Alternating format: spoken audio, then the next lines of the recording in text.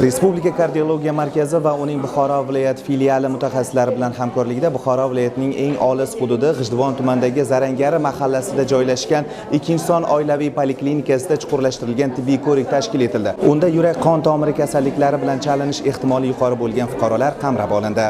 67 yoshli Shuhratoy Aya Rajabova ushbu tibbiy ko'rik ayni vaqtida tashkil etilgan deydi.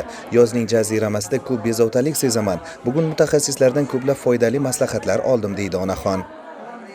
3 marta infarkt olgan yuragim. Kardiologlar Toshkentdan kelgan ekan, shunga keldim. Har vaqt dori qo'llarimdan xabar olib, hamma patronajlari ham yaxshi. Xabar olib, uydan ham xabar olib turishadi. Poytaxtlik va buxorolik mutaxassislar ishtirokidagi ko'rik bejizga chekka hududda tashkil etilmadi. Ushbu Zarangari mahallasida 20 mingga yaqin aholi mavjud bo'lib, yurak-qon tomiri kasalliklariga chalinish boshqa hududlarga ko'ra ko'proq. Shu sabab bunday ko'riklar aynan respublikamizning mana shunday manzillarda tashkillashtirishi rejalashtirilgan. Bizning markaz tomonidan 6 ta marshrut ishlab chiqarilgan yurak-qon tomir kasalliklari bo'yicha.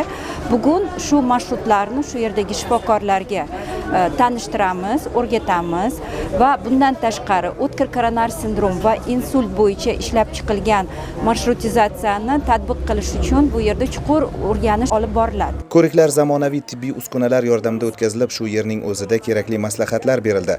Operatsiya va statsionar davolanishga muhtoj bemorlarga tegishli yo'llanmalar taqdim etildi. Respublika kardiologiya markazi Buxoro filiali jamoasi esa bunday tibbiy ko'riklarni muntazam ravishda viloyatning barcha hududlarida tashkil etishni belgilab olishdi. Madrahim Turdiyev, Abdulla Rajabov, Buxoro.